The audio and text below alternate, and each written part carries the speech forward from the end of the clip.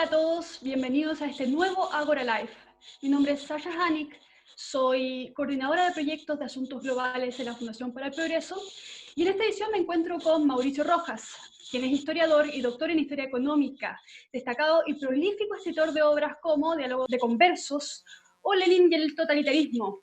Además de ser Senior Fellow acá en la Fundación para el Progreso. Mauricio, muy buenas tardes, ¿cómo estás? Hola Sasha, mucho gusto de conversar contigo. Igualmente. Hoy vamos a hablar de un tema que nos tiene a todos bastante preocupados y es obviamente el estado de pandemia en el que se encuentra el mundo hoy desde el 11 de marzo, cuando la OMS declara finalmente que el coronavirus, la neumonía de Wuhan o el COVID-19, como le dicen también, es una pandemia mundial. Pero más allá de los detalles técnicos de si, del alcance, de los efectos fisiológicos que tiene este virus, me gustaría hablar contigo sobre qué significa esto para el orden mundial. Y por eso el tema de este live es la transformación del poder hacia un nuevo orden mundial. Una de las cosas que han salido al debate en las últimas semanas es que esta pandemia va a significar el inicio de esta nueva configuración de los poderes internacionales. ¿Crees que alguien va a salir realmente fortalecido, que la humanidad va a tener que enfrentar esto fortalecida, o que va a ser directamente un escenario posguerra, que va a ser una remesón que va a mover los poderes internacionales por lo crítico de la crisis? Ya la verdad es que no sabemos hoy día, porque lo que es importante, más allá de la enfermedad misma y su difusión, y el impacto enorme que va a tener en la economía, en todas las actividades sociales, es cómo interpretamos las causas de la pandemia, las mejores formas de combatirla y el futuro del mundo también. Es decir, el relato en torno al coronavirus va a ser tanto más importante que el virus mismo.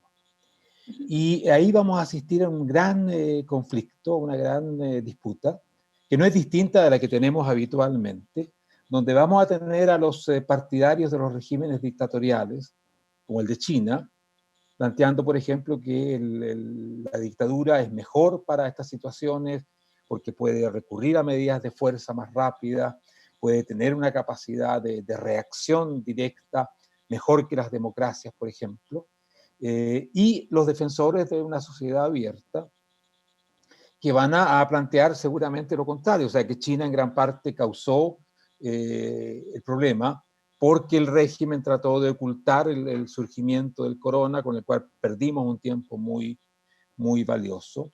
Y eso es lo importante, porque si lo que estuviera en juego sería la continuidad de la sociedad abierta, de una sociedad globalizada que colabora con el mundo, las pérdidas que causaría la enfermedad serían mucho mayores indirectamente, es decir, las pérdidas económicas, la pérdida de bienestar, el aumento de la pobreza en el mundo. Todo eso causaría muchas más muertes que lo que la pandemia podría llegar a causar. En ese sentido te refieres a que finalmente acá se van a contraponer dos narrativas, ¿no? Una Sí. narrativa en la que, claro, en la que está trabajando hoy en día China, que es, miren cómo nosotros controlamos este virus en 20 días, en 30 días, y otra narrativa que dice, bueno, no estaríamos en esto si ustedes no le hubieran mentido a la OMS, si ustedes no le hubieran mentido al mundo, Claro. y si no hubieran dicho al principio que esto ni siquiera se transmitía entre humano a humano.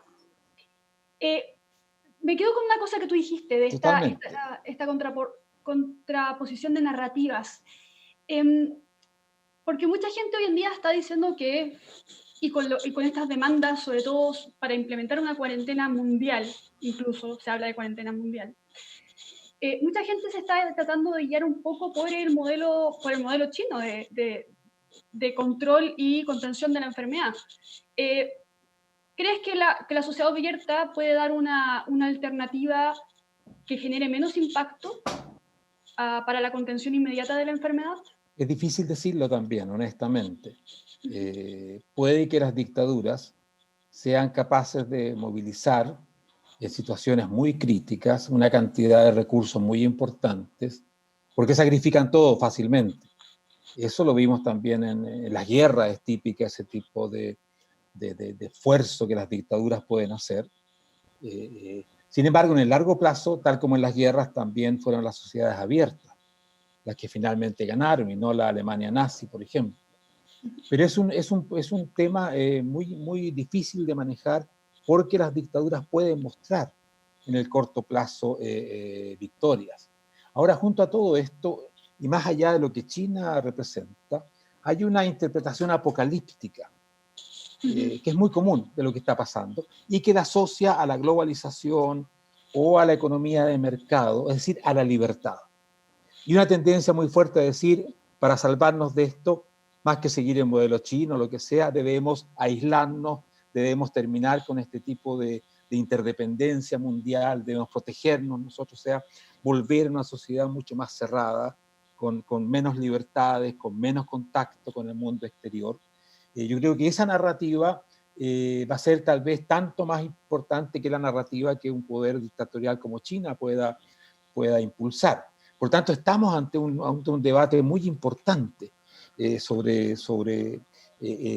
lo que implica esta enfermedad, las causas de esta enfermedad y qué pasaría en el mundo si hoy día renunciamos a la libertad que nos ha hecho progresar tanto o a la globalización, que ha sido una fuerza extraordinariamente positiva. Mauricio, yo no sé si has leído los libros de Yuval Harari, Sí, el autor futurista bastante reconocido internacionalmente.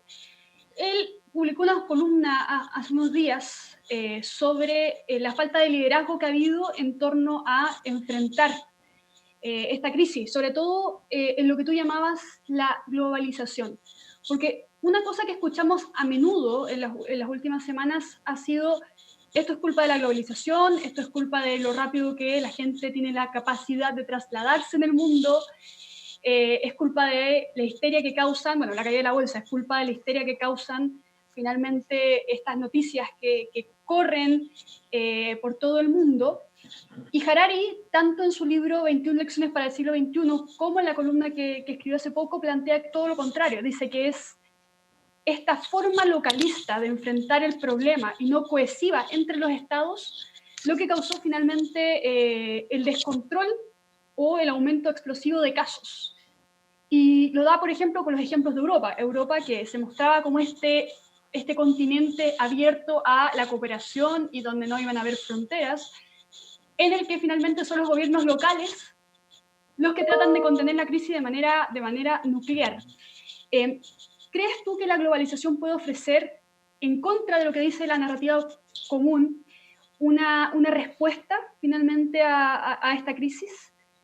Mira, si uno hace una reflexión histórica, es cierto que la globalización, las comunicaciones que tenemos hoy día, permiten que las enfermedades se difundan mucho más rápidamente. A la vez también el combate a las enfermedades progresa mucho más rápidamente. La verdad es que nunca ha habido una respuesta más rápida respecto de una pandemia que la que actualmente estamos viviendo. Y esto se produce porque descubrimientos en Alemania, en China, en Estados Unidos van formando una base de conocimiento que sin duda va a permitir con el tiempo tratar esta enfermedad. Ahora, en la Edad Media, por ejemplo, y tenemos un ejemplo muy conocido, tal vez la peor peste que la humanidad ha vivido, la llamada peste bubónica, o peste negra también se la conoce, fue mucho más lenta. Era una sociedad que no tenía nada de globalizada, que era de pequeños pueblos y muy dividida en todo sentido.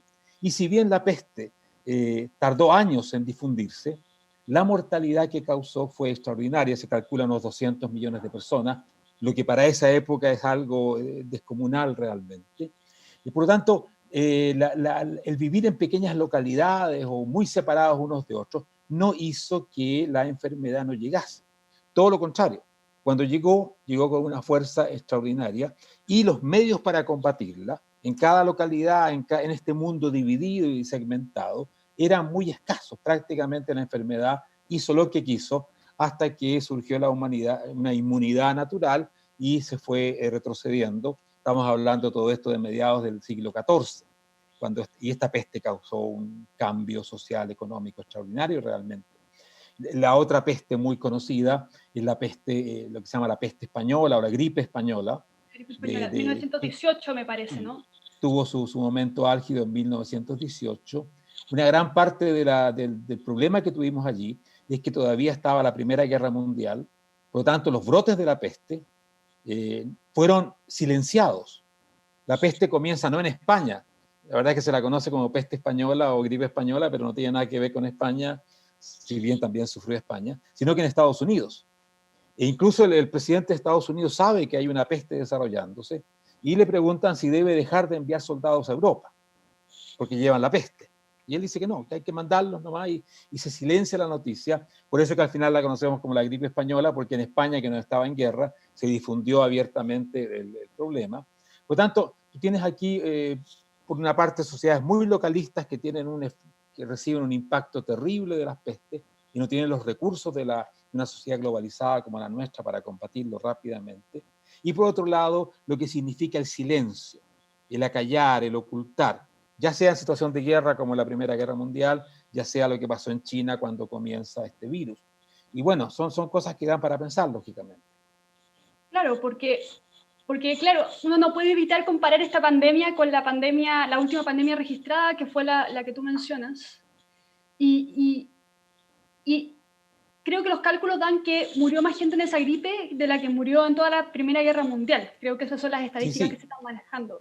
Claro, se manejan entre 50 y 100 millones y la Primera Guerra Mundial se calcula que unos 20 millones de personas murieron.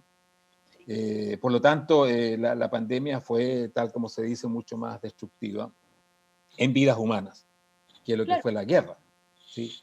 Claro, y si uno lo piensa hoy en día, en ese tiempo lo que tengo entendido es que eran los soldados que volvían a sus lugares de orígenes quienes arrastraban esta peste a todos los rincones del mundo. O sea, creo que hubo incluso casos en Chile de la gripe española, claro. Pero sin la información que hoy en día tenemos sobre este virus. Hoy en día tenemos información científica sobre cómo prevenir el contagio, información sanitaria, información sobre los síntomas. O sea, una persona que hoy en día...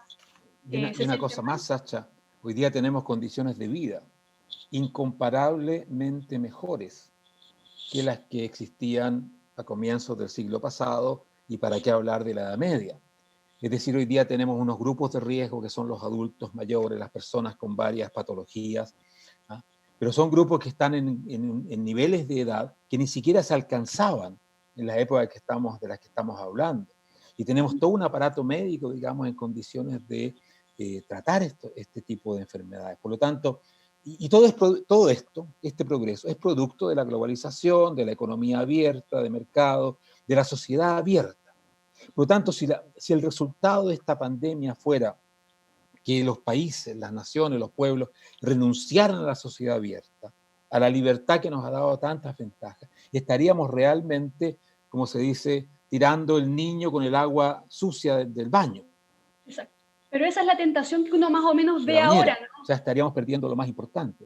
Sí. Claro, sin duda, sin duda. Pero mira, la cantidad de muertes entre personas pobres, vulnerables, que va a significar ya la caída del crecimiento económico, que va a caer a la mitad o menos de la mitad, ya estamos hablando de decenas de miles de muertes, probablemente más de 100.000 muertes si realmente entramos en una recesión económica, cosa que es muy probable. Y además que todo esto genera el miedo. El miedo es el elemento fundamental del totalitarismo. Es lo que lleva a la gente a hacer cosas irracionales, violentas, a buscar soluciones desesperadas de corto plazo que pueden terminar destruyendo las posibilidades de desarrollo de largo plazo. Por lo tanto, el relato hoy día que se construya en torno a esta enfermedad es muy, muy importante porque está en juego el futuro de la humanidad en realidad. Exacto. Una cosa que está hablando, y especialmente me refiero a Europa porque creo que es donde están hoy en día los casos más críticos de los que tenemos registros, ¿no? Sí. Los casos italianos y españoles. Una cosa que se está hablando hoy en día es ese coqueteo, ¿no? Ese coqueteo entre la seguridad y la libertad. Que básicamente el ser humano en el miedo acude a la seguridad, y si la seguridad significa la pérdida de libertades, finalmente en estado de pánico está dispuesto a sacrificarlas. ¿Tú ves una Europa más cerrada, una especie de Brexit autoinducido después de esta crisis, porque ya se están cerrando fronteras y se han leído he leído algunos expertos en el tema que dicen que finalmente es posible que se aproveche la oportunidad para no volver a abrir esas fronteras después de esta crisis, de mantener los controles en las fronteras, por ejemplo. Es un riesgo bastante claro. Ya en Europa había una tensión grande sobre las fronteras abiertas dentro de Europa por los temas de la migración y fundamentalmente por el tema migratorio.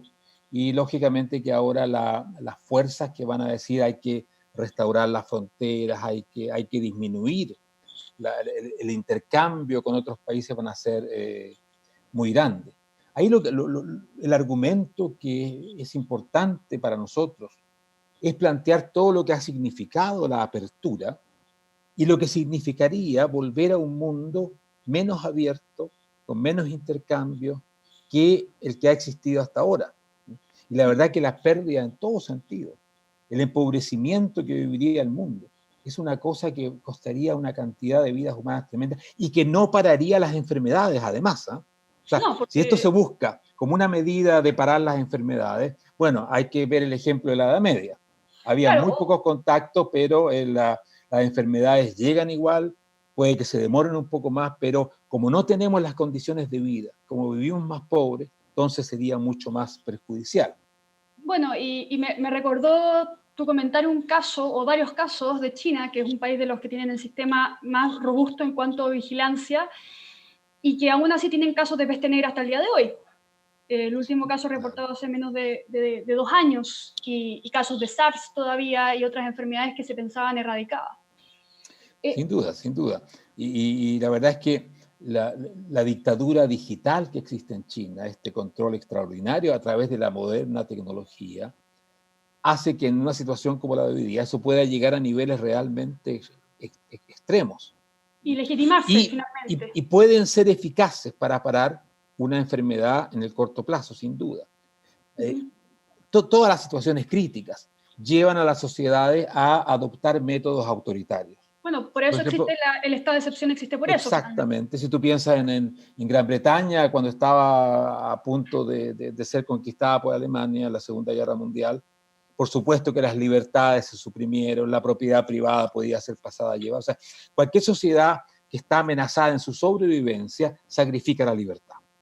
La cuestión es por cuánto tiempo, bajo qué condiciones. Y el peligro que tendríamos hoy día es sacrificar la libertad en el largo plazo.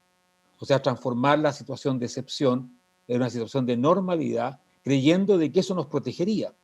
Sería todo lo contrario. Seríamos más pobres, más vulnerables, las enfermedades igualmente llegarían y no contaríamos además con la colaboración internacional para poder enfrentar este tipo de problemas. Por lo tanto, la alternativa va a ser muy, muy, muy importante. Ya vemos cómo las personas o las fuerzas que proponen sociedades cerradas, modelos comunistas u otro tipo nacionalistas cerrados, están hoy día en una gran campaña contra la sociedad abierta. Lo vemos, tienen sus grandes ideólogos, lo vemos también en Chile, por supuesto. Incluso vemos una tendencia a hagamos un tipo de, tomemos medidas, aunque destruyan la economía. La verdad es que tenemos que aprender a convivir con el coronavirus, convivir sin destruir nuestra economía. Tenemos que tener medidas muy efectivas, van a ser muy duras muchas de ellas, pero tenemos que saber guardar un equilibrio, porque si destruimos la economía ante una lucha que va a durar meses seguramente, probablemente años, simplemente Chile va a terminar siendo un país pobre y además enfermo. Sí, mencionabas que en el mundo los niveles de pobreza podían duplicarse o volverse abruptos y que eso iba a provocar finalmente muchas más muertes, ¿no? ¿Tú has pensado o has meditado sobre cuáles son actualmente, en las condiciones actuales, las zonas del mundo que se van a ver más afectadas por esta crisis? Bueno, lo que todos entendemos es que África, donde la pandemia todavía es limitada, podría ser, junto con América Latina y algunos países del Asia, las grandes víctimas de esto. Porque sus condiciones de vida son muy pobres, porque, en fin, porque coinciden muchas veces distintas patologías donde los aparatos médicos, sanitarios son muy limitados. Por lo tanto, podemos llegar a una situación donde lo que pasa hoy día en Italia o España nos parezca que fue una especie de pequeño ensayo triste, de aquello que puede pasar. Lo que vemos en América Latina es muy claro al respecto. Hay gobiernos que están tomando medidas muy duras, seguramente porque tienen un temor extraordinario a que una población pobre todavía, muy vulnerable, además con la llegada del frío del invierno, tenga un impacto extraordinariamente grande. Por eso que todavía, como dice la Organización Mundial de la Salud, no hemos visto cuando llega realmente el problema más duro de todo esto. Mauricio, quiero aprovechar estos últimos minutos para conversar contigo sobre el caso latinoamericano, que nos preocupa porque sobre todo esta pandemia llega en un estadio de crisis política y social bastante importante. ¿Cómo ves a Latinoamérica enfrentando esta crisis en paralelo a las crisis políticas que está viviendo enfrente, considerando incluso el caso de Chile? Teníamos un plebiscito ahora para abril, que era la respuesta a una crisis y que se posterga finalmente hasta octubre. Yo respecto de América Latina en general estoy muy preocupado por su inestabilidad política, por todas las debilidades conocidas, porque son sociedades mucho más pobres que la chilena, y creo que puede llevar a situaciones muy graves, de caos político incluso. Sin embargo, respecto de Chile, yo soy bastante optimista. Creo que el gobierno ha actuado bien, equilibradamente.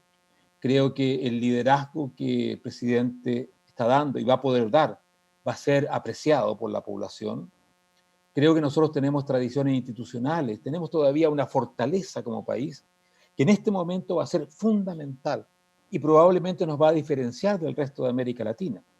Yo creo que eso va a servir también para que todos reflexionemos sobre lo que estaba pasando después del 18 de octubre, cuando se pensó que este país se podía tirar al hoyo prácticamente porque nada valía nada, no había progreso, todo era realmente malo. Hoy día realmente vamos a probar al país. Yo creo que, por supuesto que esto va a ser muy duro, pero creo que comparativamente Chile va a usar sus recursos, su fuerza, su economía, sus instituciones, y va a reforzar finalmente nuestro papel en América Latina como un ejemplo de un país donde se hacen bien las cosas. Imagínate lo que va a pasar en Venezuela, lo que debe estar pasando en Venezuela, lo que va a pasar en Cuba, y ya está pasando en Cuba, lo que va a pasar en tanto país que no ha sido tan desarrollado, tan abierto como nuestro país. Por lo tanto, yo lo veo, como te digo, de una manera un poco ambigua. Muchos problemas en América Latina. Venezuela puede ser realmente espantoso. También otros países donde hay mucha pobreza, y esto es muy común en América Latina. Pero creo que para Chile esto puede significar un duro recomenzar. Terrible experiencia que vamos a pasar, pero vamos a evaluar de otra manera nuestras fortalezas, vamos a cuidar el país mucho más. Yo creo que nunca más vamos a permitir la vandalización, la destrucción que se permitió después del 18 de octubre y que hoy día nos pasa la cuenta, lógicamente, especialmente en los barrios vulnerables, donde las farmacias han sido incendiadas, saqueadas, donde los comercios han desaparecido muchas veces. Ese costo es el costo de esa locura de violencia que se desató el 18 de octubre. Bueno, Mauricio, muchísimas gracias por tu tiempo. Ha sido un honor hablar contigo. Ha sido una conversación muy interesante la que tuvimos en estos últimos minutos. Quería terminar o cerrar la conversación preguntándote finalmente, ¿tú crees que pueda haber algún tipo de ruptura democrática en la América Latina con este remesón que va a significar esta pandemia con los controles, etcétera? ¿Ves algún Sin país que duda. tenga un riesgo grave en ese contexto? Es que casi todos tienen un riesgo grave en ese contexto, no Chile. Como te expliqué, Chile va a salir fortalecido de esto, Sí. porque vamos a mirar el entorno y vamos a decir, nosotros podemos resistir, vamos a apreciar lo que el país es y ha logrado ser. Sin embargo, en el resto de América Latina, yo creo que las situaciones pueden ser extraordinariamente complicadas, porque ya lo eran, porque tienen instituciones muy débiles, porque hay mucha criminalidad, por todas esas cosas que siempre se conversan sobre América Latina, porque hay niveles de pobreza todavía muy altos y hay sistemas de salud que no son de ninguna manera comparables con el que tenemos en Chile. Por eso que respecto de América Latina soy bastante pesimista, respecto de Chile optimista, entendiendo de que vienen tiempos muy duros, largos, pero finalmente vamos a salir adelante porque hemos construido un país capaz de salir adelante. Y para tener un poquito más de esperanza, un mensaje de esperanza, ¿qué podemos hacer nosotros, los ciudadanos, desde la sociedad civil, desde nuestros trabajos, desde nuestro emprendimiento personal, para contribuir un poco a salir de esta situación, finalmente, en tu Mira, opinión? dos cosas. Ser muy solidarios, muy receptivos a las instrucciones, a las demandas que hay de ser nosotros cuidadosos en nuestras actitudes para no empeorar la situación, especialmente a corto plazo, y por otro lado, no dejarnos llevar por aquellos que quieren en realidad destruir el sistema. Esas fuerzas que se desencadenaron claramente el 18 de octubre están allí, experimentan una gran frustración hoy día, tienen unas campañas de una odiosidad increíble, y ellos van a tratar de proclamar el apocalipsis, que todo se destruye, que en fin, que cualquier cosa van a decir. Tenemos que tener la calma de actuar bien y seguir al gobierno en una actitud que es muy razonable hoy día, y no desesperarnos de una manera que nos lleva a destruir lo que nos puede realmente salvar. Muchísimas gracias, Mauricio. Ha sido un gusto. Eh, Gracias. y gracias a todos los que nos están viendo. Esta es una nueva edición de Aura Life, el nuevo formato que estamos trabajando en FPP debido a la contingencia. Espero que hayan podido tener un buen rato conversando con nosotros y nos vemos en un próximo episodio. Muchas gracias. Muchas gracias, Sacha, por la Muchas gracias, oportunidad. Mauricio.